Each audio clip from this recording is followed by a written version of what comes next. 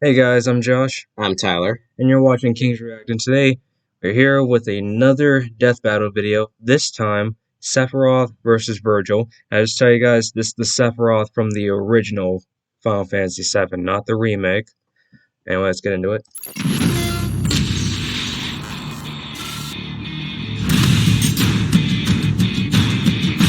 The great philosopher Plato once said, "The measure of a man is what he does with power." But to these guys, power is the measure of a man. Sephiroth, the fearsome one-winged angel of Final Fantasy. And Vergil, the half-demon son of Sparta from Devil May Cry. He's Wiz and I'm Boomstick. An angel versus a devil. I think we already know who the obvious winner is going to be. And it's our job to analyze their weapons, armor, and skills to find out who would win a death battle. Through the millennia, legends were passed of a source of unlimited energy, the Promised Land. Unfortunately, all hope of finding this sacred ground had been lost, until the Shinra Electric Power Company excavated the remains of a being believed to hail from the very land they sought. They called this weird naked purple lady Jenova and thought that if they could bring her back to life, she could help them find the Promised Land. But apparently, they just didn't have any Phoenix Downs. If they couldn't resurrect a being who could lead them to the Promised Land, Shinra decided they would simply create their own. After many experiments infusing Jenova's cells with those of a human's, they finally found their savior. His name was Sephiroth. With hair like that, it's no wonder he was created in a lab.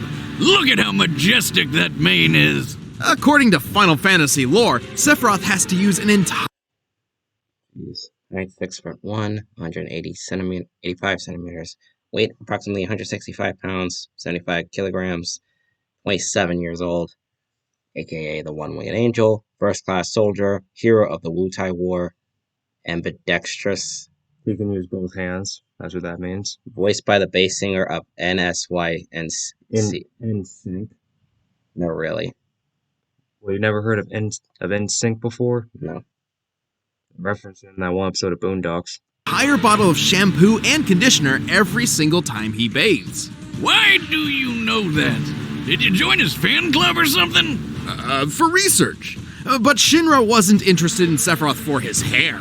Instead, he was an essential part of their soldier program. Wait, this electric company has their own private military? I'd hate to miss a payment with those guys, especially if they sent Seph after me. I mean, look at the ridiculously long sword he keeps with him. That's his Masamune. This 7'2" behemoth of a blade is a lot like the Nodachi swords they used back in feudal Japan. But instead of wielding something long with two hands like those... Wait, so, hang on a sec. 7 foot 2 inches. So... that means his sword is taller than he is. How is that even possible? Sephiroth only needs one. Even that speaks nothing of his effectiveness as a warrior. Yeah, you know when people spread legends of someone, they usually make him out to be even better than he really is? It's the total opposite with Sephiroth. With his superhuman speed, strength, and durability, Sephiroth was instrumental in ensuring Shinra's victory in the Wutai War, conquering the last free nation on the planet. He returned home a legend. But all those warm, fuzzy feelings of victory didn't last long. While on a mission to the town of Nibelheim, Sephiroth found a bunch of books on the Jenova project. That's when he discovered he was a secret science project the whole time. The truth crushed Sephiroth and drove him mad. In a rage, he annihilated Nibelheim, but was stopped by a mercenary named Cloud Strife. Sephiroth was impaled by the Buster Sword and fell to his death. Oh, well, that's disappointing. Which is what I would have said if Sephiroth hadn't dropped into a hole in the ground that led him to the giant Windows screensaver called the live stream. Oh, so did they make an anime? Yeah. It's more like a movie, I think, but whatever. The life stream is a buried river of energy which basically maintains life across the planet. Normally, merging with the life stream is the equivalent of entering the afterlife, but not for Sephiroth. And this is where things get weird, so buckle up. Still conscious, Sephiroth's essence floated through the life stream for years until he absorbed enough energy to rebuild his body. With the energy of the life stream, he can control other beings with Genova's cells. Including the corpse of Genova, who he manipulated like a puppet and disguised as himself. Oh, what the hell? That's his mom? Who would do that to their own mom? I mean, I know she's a genocidal alien monster, but come on! Probably makes a good breakfast. But Sephiroth's descent into the life stream offered him even more. It transformed him from a mere super soldier into the most dangerous being on the planet. He's strong enough to throw a Superhuman prowess, telekinesis, illusion casting, unlimited magic pool, techniques. Octo Slash, Energy Blade for projectiles, Heaven's Flight, Shadow Flare, Heartless Angel, Supernova, Forms, Bizarro, Sephiroth, and Safer Sephiroth. Yeah, so and let's just get back to that. Just the fact with all this, well, just with all these superhuman abilities that this guy has, it's no wonder. It's literally just no wonder how he was able to basically one hit like the biggest baddie of the campaign mode for Super Smash Bros. Ultimate. Like that. Like when I saw that. Like, at the time, I didn't even really know who Sephiroth was. Because, like, when I first saw that trailer, I was completely confused on how this one-winged badass just somehow flew down from the sky and just sliced that boss in half. And, like, I've never even played, like, the actual campaign before. So that just surprised me. man hundreds of feet skyward, move at supersonic speeds, and withstand brutal stab wounds through vital organs. He's got illusion powers that can trick people by creating an entirely fake scenario. He can lift people with his mind, including himself, and then he can just fly. That's how it works, right? Additionally, Sephiroth can cast magic thanks to his on-hand materia. Materia is crystallized life energy which grants different powers according to the type of material used. This lets Sephi attack with fire, lightning, ice, and earth-based magic. He can block attacks with barrier and reflect, and heal himself with cure and regen. And ever since jumping into the life stream, he's had unlimited access to his magical powers. With his new godlike abilities, Sephiroth began a plan to stop mankind from drying up the planet's life force. That doesn't sound so scary. Does that mean he's an environmentalist, or...? But to do this, he decided to use black materia to summon a giant meteor to destroy the planet and absorb all of its life energy for himself. Okay, so this takes eco-terrorism to a whole other level. So, like, an opposite environmentalist, a planet vampire. I mean, we're talking about a guy who kicked a dude through solid concrete, murdered the crap out of a 30-foot serpent with a spike through the face, and tanked a dragon's flamethrower attack without even getting a teensy bit hurt. A particularly impressive feat considering this attack was capable of one-shotting fellow soldier Zack Fair. Wiz, you may need to up your prescription, because that's definitely Cloud. No, Cloud was just recalling false memories there. It was really Zack. However, it was Cloud who impaled Sephiroth pre-livestream with the Buster Sword. And holy God, is it huge! It's like 2 feet wide! You'd think a stab from that thing would just cut him in half, but Sep just kinda shook it off. And in his rematch with Cloud, he blocked an attack strong enough to crater the metal around him. Considering the diameter of the crater, the surface area of Sephiroth's feet, and assuming the most likely steel composition, I estimate this attack to equal nearly 1,600 tons of force. Sephiroth can use that wicked sword! Hero of the Wutai War, sliced through Mako cannons, tanked Genesis fireballs, nearly destroyed the planet, survived Buster Sword impalement, blocked a 1,600-ton strike, defeated Zack, Genesis, and Vergil, and Tifa, got killed, but then got better. To stab and lift wannabe heroes by their ribcage, slice through skyscrapers, and shoot energy beams that can shred these huge Mako cannons. And from the life stream, Sephi figured out he could create new bodies or even take on other forms. These forms greatly resemble certain creatures found in Christian and Jewish mythology. He certainly looks the part when he goes into his ultimate form. Regardless, Sephiroth does possess a single black wing, a blatant symbol of his fall from grace. So basically, Final Fantasy does everything it can to not be subtle. Just like Sephiroth's most devastating attack, Supernova, which decimates an entire solar system. Wait, if Zeph is that powerful, how does anyone ever beat him? Don't get the wrong idea here. There's a lot of debate over how Supernova actually works, but I think it's pretty clear that Sephiroth isn't creating the explosion himself. Rather, he's transporting his foes to a specific point in time within an alternate dimension. Careful, Wiz, don't sell him short. Just look at it. When he uses the attack, reality literally crumbles away like glass. This is identical to the animation for certain summoned creatures. According to the official Crisis Core Complete Guide, summons draw their targets into their own space in order to attack, and this is no different. In the Dissidia fighting games, Sephiroth goes for the civil approach and opens a dimensional hole to the explosion. The attack is even described as sending destruction even into other dimensions.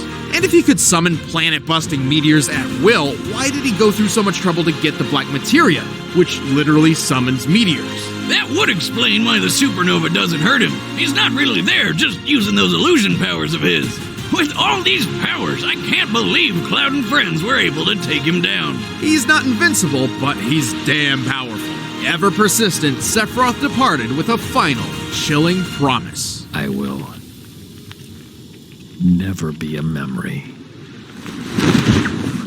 Why does he sound so bored? 2,000 years ago, a great mutiny transpired in the underworld. The demon warrior Sparta rebelled against his evil master, Mundus. To protect the world, Sparta did his best to seal the connection between Hell and Earth. But then Sparta got lonely, or maybe it was just a sausage fest in there. Either way, he snuck out of Hell long enough to knock up this chick named Eva, and she popped out a couple of awesome demon slayers. Nice choice. You may remember the younger of the two, Dante.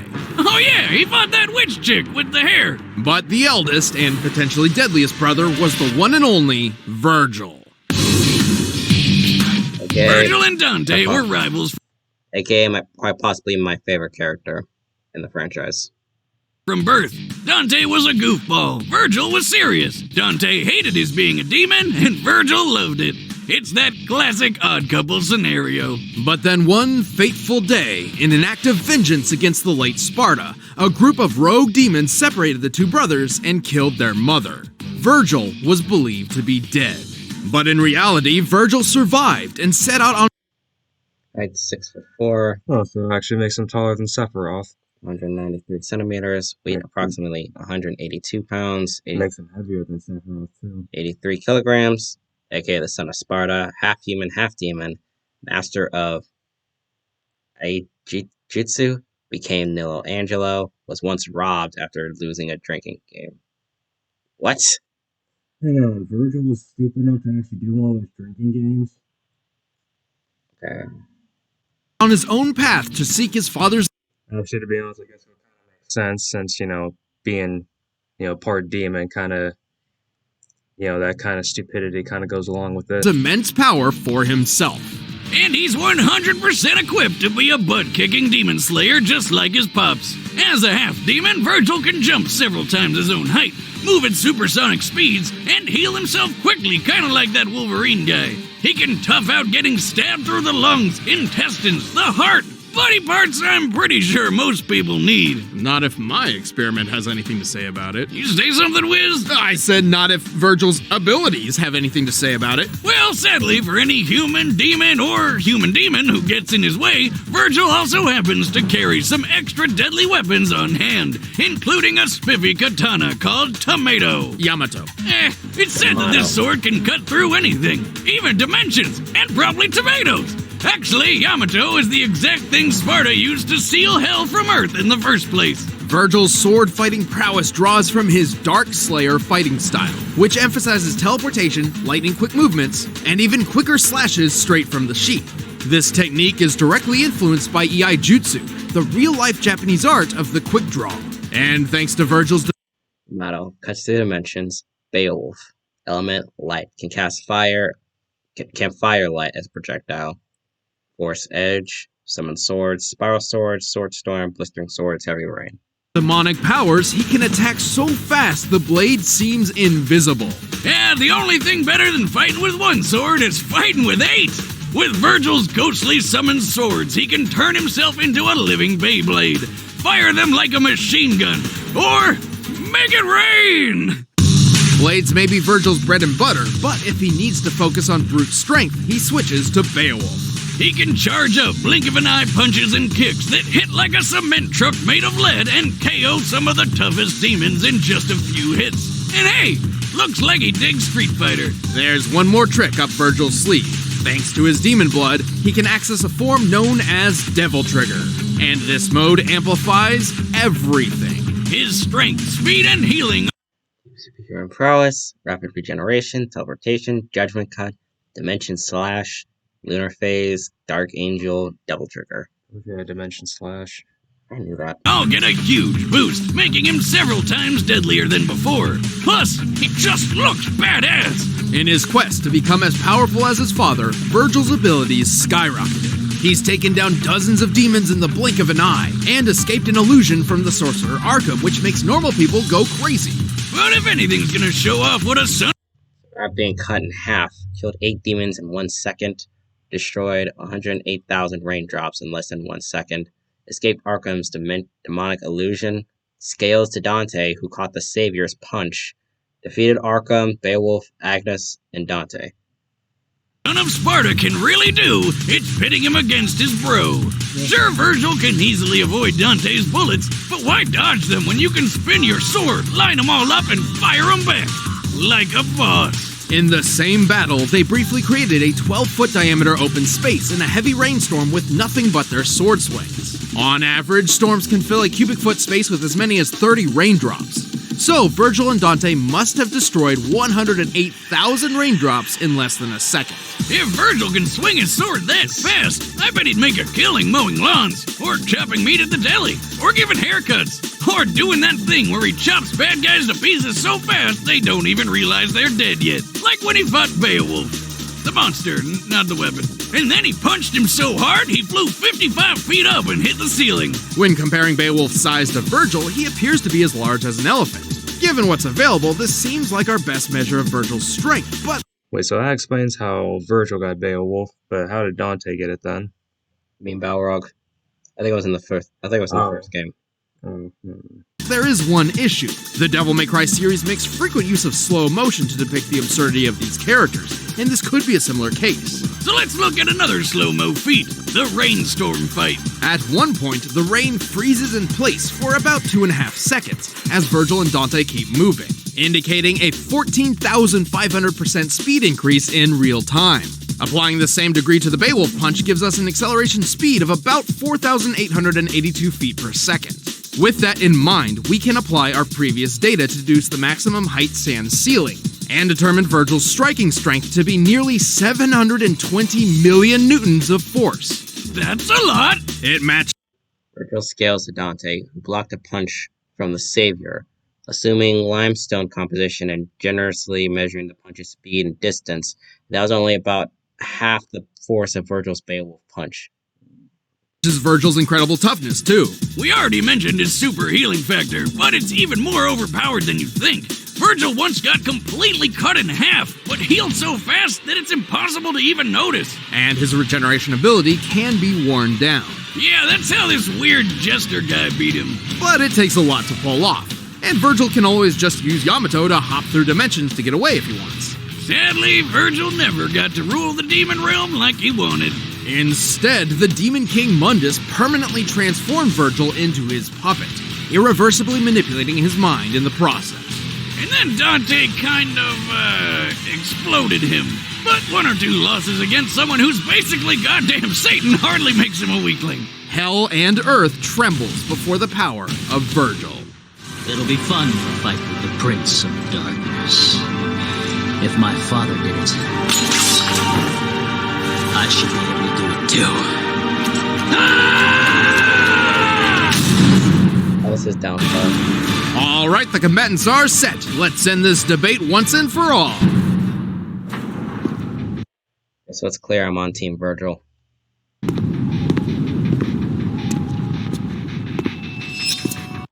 then I guess that makes me Team Sephiroth. You are powerful. I can see it. Who are you? Your despair.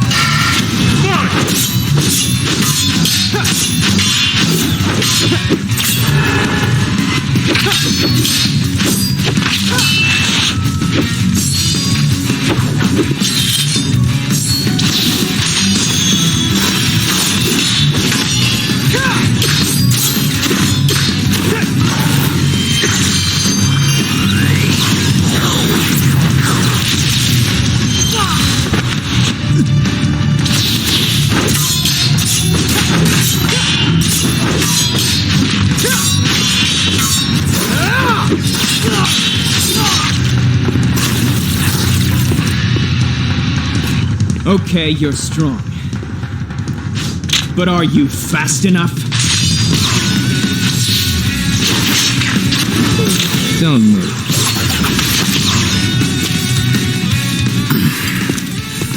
I suppose it can't be helped.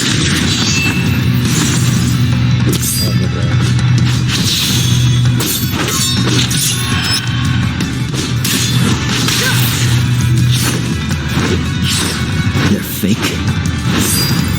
Stop wasting my time.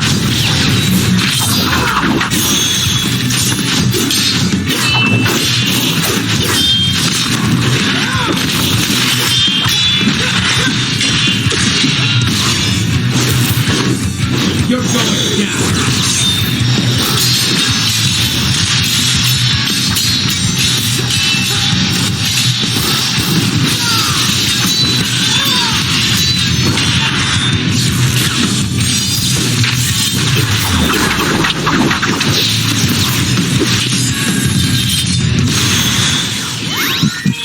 Behold the truth.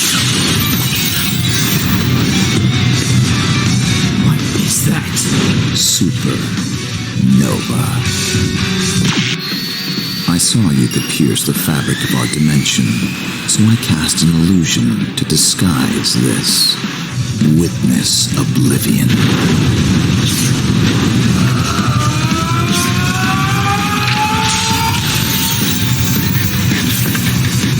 Oh, Lord. I'm free.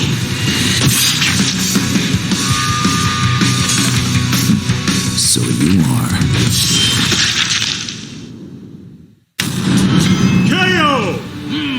Extra crispy. These two were extremely powerful swordsmen, but Sephiroth's cunning and stronger abilities led to his victory. Wait a minute, I thought the lore said Vergil's sword could cut through anything. Why didn't it cut through Sephiroth's sword? Yamato was a unique weapon, but its legend clearly exaggerated. On multiple occasions, it's clashed with Dante's blade and even a common rocket launcher without cutting through either, and sometimes requires an exuberant amount of force to cut through tougher material. But let's discuss the real facts. Like strength. So Vergil with Beowulf could do 720 million newtons, right? But there aren't a lot of good Sephi strength feats to compare. First, let's compare Sephiroth to a fellow first-class member of the soldier fighting force, who had also been experimented on with Genova cells. Remember him? He's the Knot Cloud guy who fought that dragon. At his peak, Zack could cut through a large metal door with one swing, seemingly with most of his strength.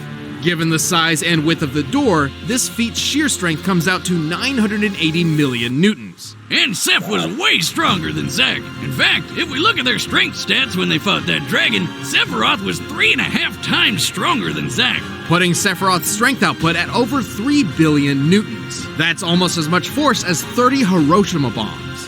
Strength isn't everything, though. Vergil was technically faster than Sephi, but Sephiroth has handled people of similar speeds before. Plus, Sephiroth could survive plenty of hits because his healing power is broken. The capabilities of Vergil's healing factor was nearly unprecedented, but it had its limits. In contrast, Sephiroth's healing abilities were only limited by his pool of magic, which was unlimited. Well, he also had to take some time to cast each healing spell, but that's why he distracted Vergil with his illusions. We know Vergil was susceptible to illusionary and mental attacks, as it's happened to him multiple times and even led to his in-canon demise. And Sephiroth's illusions could hide his ultimate technique. Yeah, Vergil's healing was pretty awesome, but it was never gonna hold up under an exploding sun to the face. Vergil put up a good fight, but he couldn't match Sephiroth's superior strength, magic, and techniques. Looks like this devil's cried for the last time. The winner is Sephiroth. Looks like I win this time. Hey, I'm Chad. I play Boomstick. Ben, I play Whip. Well, that was definitely something. It was. I was actually wondering who would win in a fight between those two. But now we know. Last time with Batgirl versus Spider-Gwen, I ended up losing. Mostly because I didn't take into account with Spider-Gwen's dexterity and durability, so that was on me. But you gotta admit, Sephiroth is basically a god. Maybe if Vergil was a full demon, maybe he would have had a chance, but he's only half a demon. But if you guys want more of that, tune in tomorrow. Bye. Bye.